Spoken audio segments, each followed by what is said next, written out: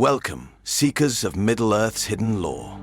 Today, we delve into one of Tolkien's most enigmatic topics, the possibility of dark dwarves. Were there dwarves in the world of Arda who turned their hearts from the light? Were there clans lost to the east, or those who fell under shadow? These questions lead us into the untold stories of the 7 houses of the dwarves and the darker corners of their history. To understand this mystery, we must first grasp the essence of dwarven kind. Forged by Aule the Vala in the depths of the Elder Days, the dwarves were a sturdy, proud people, fiercely resistant to domination by any power, even Morgoth himself. And yet, could there have been exceptions to this rule? Let us begin by exploring the histories of the dwarves who wandered far from the Blue Mountains and Erebor into lands unknown. In the First Age, Aule created the 7 fathers of the dwarves, each founding one of the 7 houses. While Durin's folk, also known as the Longbeards, are the most familiar to readers of The Hobbit and The Lord of the Rings, the other clans, including the Iron Fists, Stiffbeards, Blacklocks, and Stonefoots, are shrouded in mystery. Tolkien's texts tell us little of their deeds or dwellings, except that they lived far to the east of the Misty Mountains, beyond the Sea of Rhûn. It is here, in these eastern lands, that the idea of dark dwarves begins to take shape. While Tolkien never explicitly named such a group, some fans theorize that the Iron Fists and their kin might have been influenced or even subjugated by Sauron or his master Morgoth. These dwarves, cut off from their western kin, may have walked paths far different from the noble traditions of Durin's folk. The tale of the petty dwarves adds another layer of intrigue. These diminutive outcasts, who appeared in the Silmarillion and the Unfinished Tales, were a dwindling and ostracized branch of dwarves who had been exiled from their original houses. Unlike their kin, the petty dwarves harbored deep bitterness, which some interpret as a fall of sorts. The tragic story of Mim the petty dwarf who betrayed Turin to Ambar for vengeance is a poignant reminder of how isolation and mistrust could twist even the stoutest hearts. Could the petty dwarfs represent a prototype for the idea of dark dwarfs? Tolkien leaves this ambiguous, but their fate reveals how dwarfs, though resilient, were not immune to corruption. Finally, we come to the greatest mystery of all, the eastern lands of Middle-earth. In The Peoples of Middle-earth, Tolkien hinted that the eastern dwarves might have lived under the shadow of Sauron during the Second Age, just as many men did. Were they willing allies of the Dark Lord, or victims of his growing influence? This remains unclear, as Tolkien never wrote extensively about these dwarves. Yet the mere suggestion invites endless speculation. As we venture into the murky histories of the eastern dwarves, we find ourselves confronting Sauron, the Dark Lord of the Second Age. Sauron's influence stretched far and wide, encompassing men, orcs, and even some elves in his dominion. It is said that he held sway over the lands east of the Sea of Rhûn, where some of the lesser-known houses of the dwarves resided. But how could the dwarves, a people renowned for their resilience and independence, fall under such a shadow? The answer may lie in the nature of their isolation. Unlike Durin's folk, who maintained alliances with elves and men, the eastern dwarves were geographically and politically distant. Such isolation may have left them vulnerable to coercion, or even manipulation by Sauron, who was a master of deception and domination. While Tolkien's texts do not confirm that any dwarves served Sauron willingly, their craftsmanship might have been exploited. Consider the Rings of Power. 7 rings were gifted to the Dwarf Lords. Though the dwarves proved resistant to Sauron's attempts to control them directly, their greed for wealth was amplified, leading to strife and the hoarding of treasures. Could the Eastern dwarves have been subtly ensnared by these gifts, using their skills to forge weapons or constructs for the Dark Lord? The possibility lingers, tantalizingly unanswered. To understand the roots of potential darkness among the dwarves, we must look further back to the First Age, when Morgoth, the first Dark Lord, spread his malevolence across Middle-earth. Morgoth's enmity with the dwarfs was well documented, most notably during the tragic saga of the Nauglamir, the Necklace of the Dwarfs, which played a central role in the downfall of Doriath.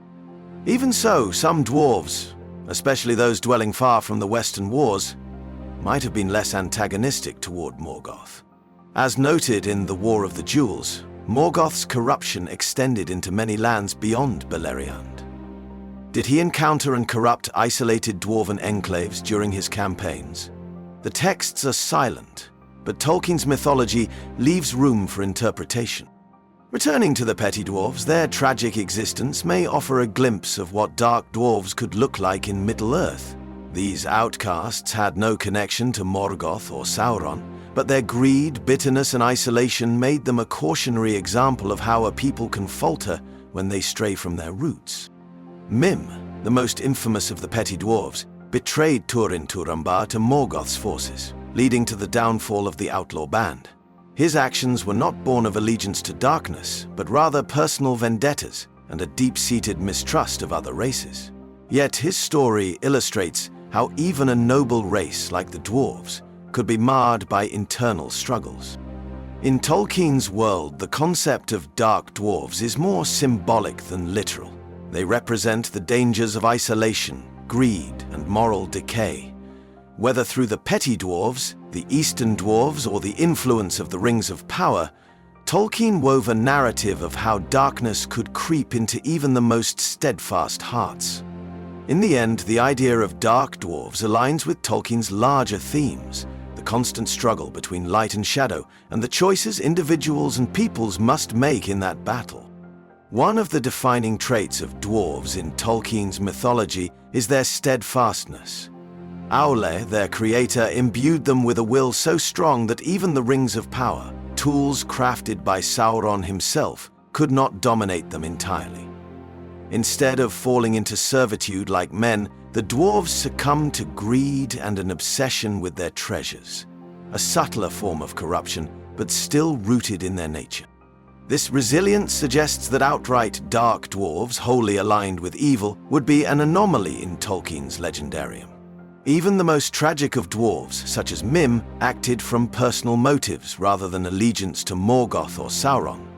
This reinforces Tolkien's portrayal of the dwarves as fundamentally independent, their flaws and virtues born of their intrinsic character rather than external control.